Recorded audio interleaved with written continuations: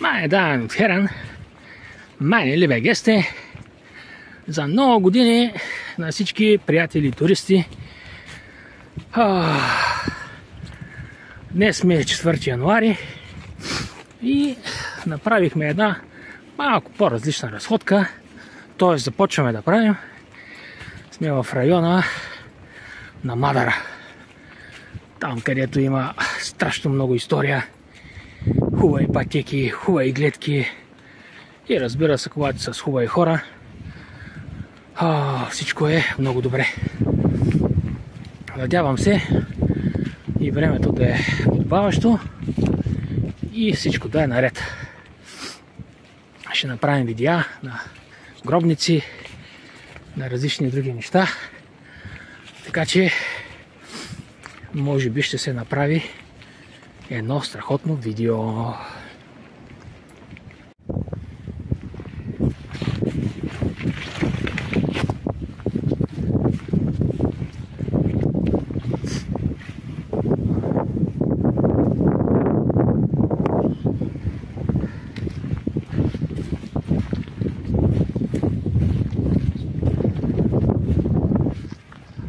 Така, сега отиваме към някаква малка средновековна гробница. Има много страхотни образования тук. Кеф. Гората, както винаги, няма какво да я коментираме. Тук някой се е погрижил за някаква маркировка. Доста добре е направено. Малко е както трябва. Да кажем, че е добре.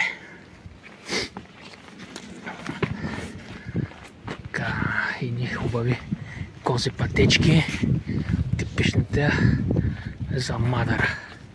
Страхотно. Тук се движим под скалния венец. Има много хубави скалички.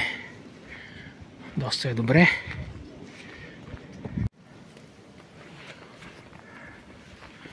Ето тук сме на малката средновековна гробница.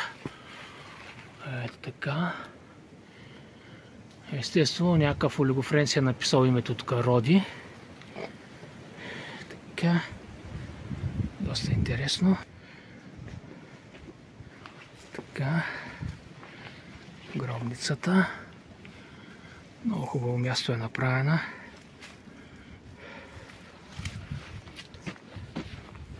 Тук има и някакъв отвор.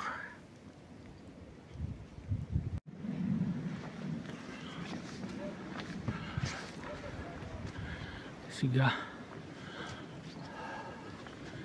ето тук малкия катер. Ето това образование скално прилича на катер.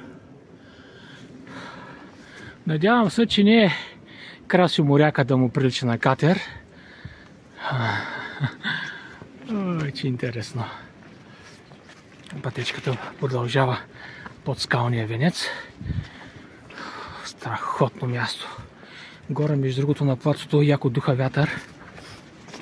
Обаче тук е страшен завет и много красиво. Така, ето това сме до скален феномен подводницата. Тук някой, да ни каже какъв е написал, че се казва Слава. Да драскаш върху природни феномени е много хубаво. Дори даже похвално. Ето, вижте.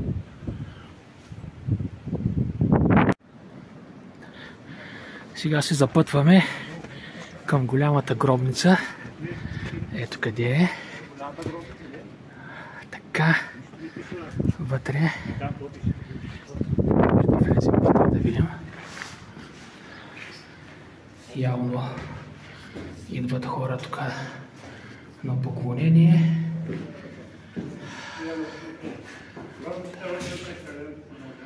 Така.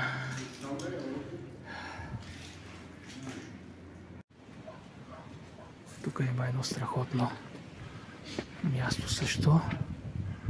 Може би нещо се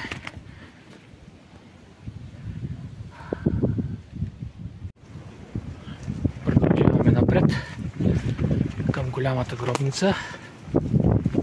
Доста интересно.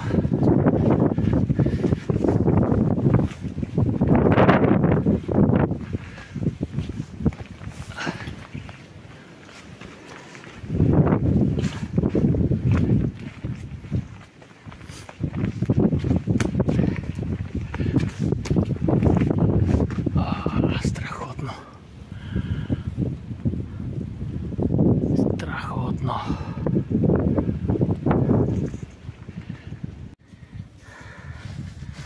Тук намерихме една хубава пещера.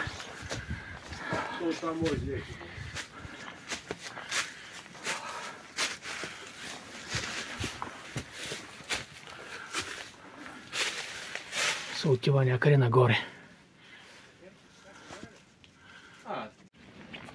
Така. Има леко отклонение от червената маркировка за хората, които ще идват насам. Стига са просто до едно място, където не може да се мини.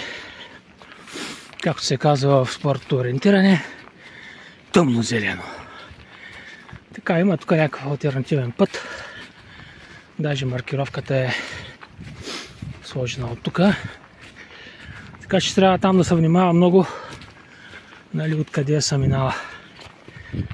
Някой да не се обърка. И продължаваме. След малко пак ще влезем в трака и продължаваме напред. Наближаваме дядо Димовата пещера.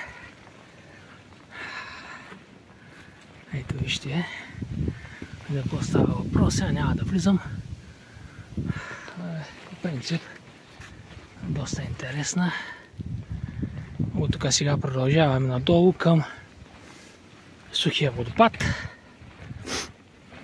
И оттам вече гоним хижа Мадърски конник. Пак учихме страхотно време, както винаги. Мадъра ни допусна до себе си. Страхотно време.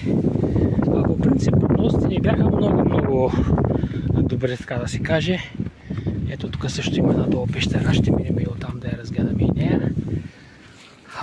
Доста интересно.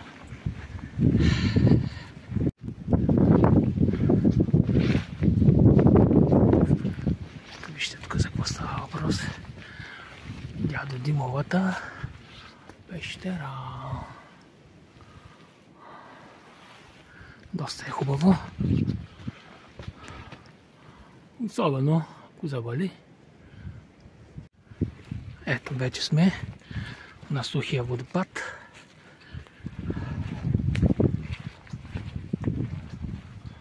Тук хубаво се вижда откъде е капала водата. Още има някакви следи.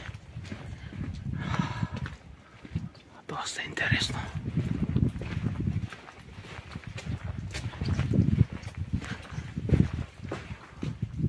Хора палят разни свещи. Страхотно. Просто страхотно. Просто страхотно.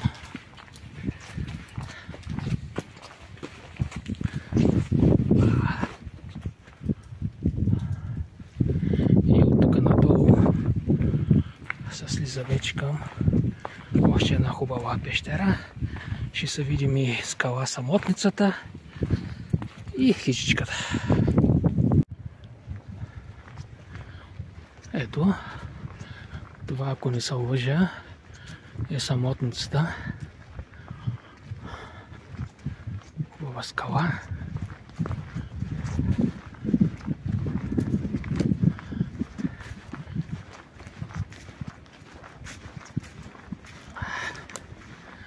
Тук някъде трябва да има и табелки, ако не се лъжа. Да, ето скален феномен. Самотницата. Вижте каква красота. Супер. Самотницата.